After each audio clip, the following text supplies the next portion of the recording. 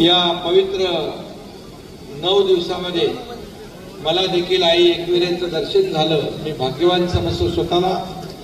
खरं म्हणजे मी अनेक वेळा आई एकविरेला दर्शनाला आलो, परंतु आज या ठिकाणी मला आनंद यासाठी आहे की आई एकविरेच्या या देवस्थान, नगारखाना, इथल्या सोयी सुविधा यांचं भूमिपूजन मुख्यमंत्री म्हणून माझ्या हस्ते होतंय, याच्यापेक्षा मला दुसरा आनंद काही नाही। आणि म्हणून आज आपले श्रीरंगाप्पा बारणे आहेत, खासदार बाळामामा आहे, आपले अध्यक्ष फुलावळे आहेत, दीपक फुलावळे आहेत आणि मारुती देशमुख आहेत, सर्व मान्यवर। खरं म्हणजे आई एकविरेच्या दर्शनाला आम्ही अनेक वेळा आलो आणि खऱ्या अर्थाने आई एकविरा ही आदिशक्ती आहे, आदि भवानी आहे आणि माता पार्वती, यमाई, रेणुका यांचा अवतार म्हणून आपण एकविरा मातेची भक्तिभावाने पूजा करतो।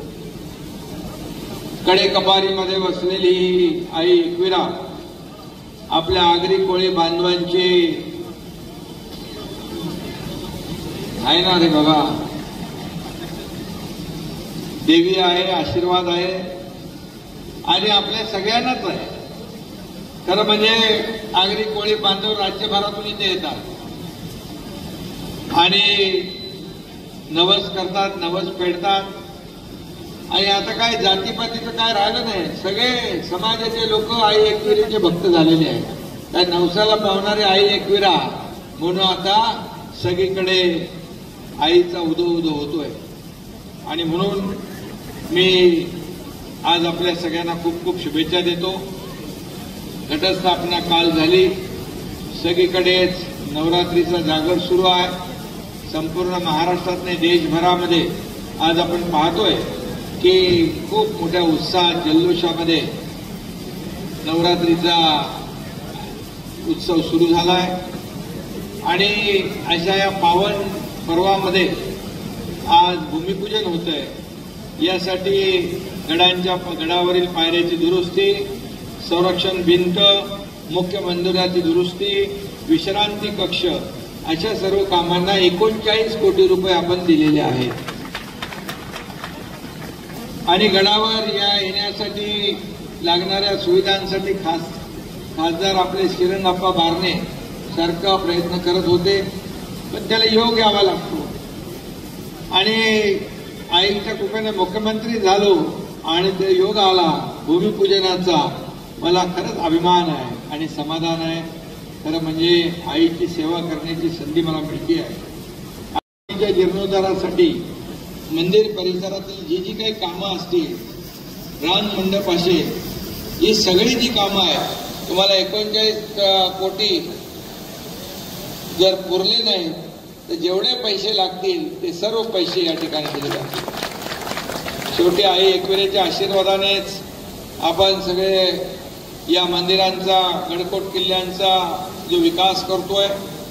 फक्त या पायऱ्या ज्या आहेत अतिशय चांगल्या जरा घडणावळ करून घ्या, म्हणजे ते आपलं प्राचीन मंदिर आहे, आपलं ते कुठेही त्याला जे रूप आहे त्याला आणखी कसं सुंदर करता येईल, इथे आणखी काय काय सुविधा देता येतील ते नक्की आपण देऊ। रोपवेचं देखील काम या ठिकाणी करायचं ना आपल्याला, तेही करायचं।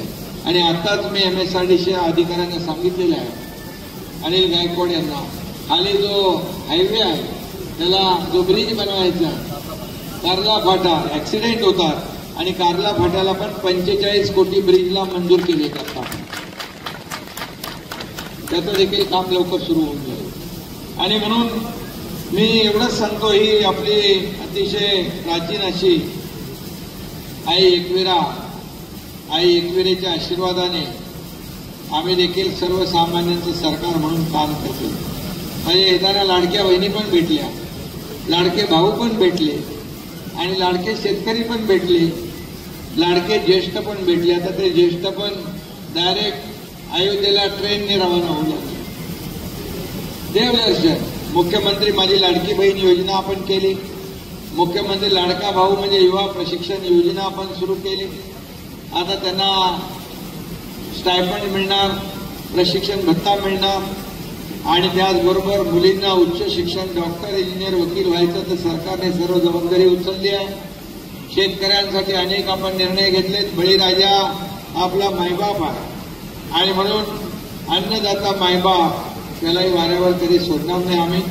त्यासाठी देखील अनेक योजना आम्ही केलेल्या आहेत. प्रकारचे निर्णय आपण घेतोय आणि म्हणून खऱ्या अर्थाने आई एकविरेच्या चरणी मी पुन्हा एकदा वंदन करतो आणि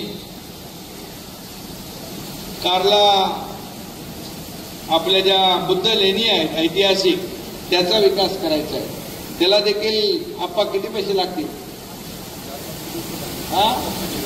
4-5 कोटी रुपये लागतील. काही प्रॉब्लेम नाही. तुमचे एकंदरीत इथे सगळ्या ज्या काही सोयी सुविधा आपल्याला पाहिजे त्याचा आता जो 39 कोटीचा आराखडा बनला आहे त्याच्यात आणखी काय काय लागतंय ते एकदा तुम्ही आराखडा तयार करा.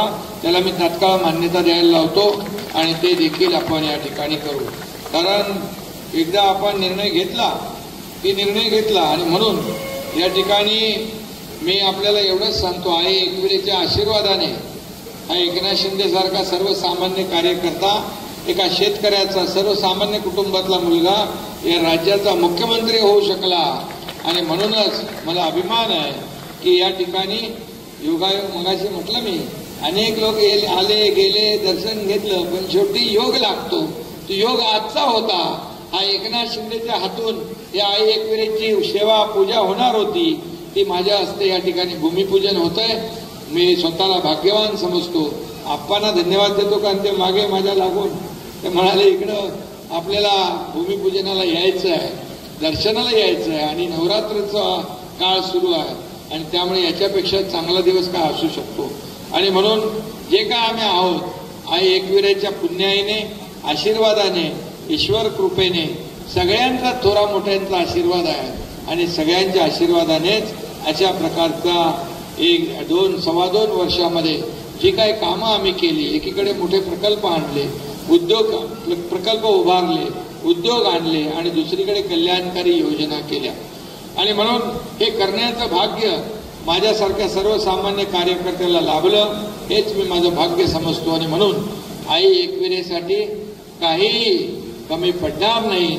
सरकार इथं सेवा करताना हात आकडता घेणार नाही. हे देणारं सरकार आहे, भरभरून देणारं आहे. कारण भरभरून आई आम्हाला आशीर्वाद देते. त्यामुळे इथं काही कमी पडणार नाही याची खात्री आपल्याला देतो.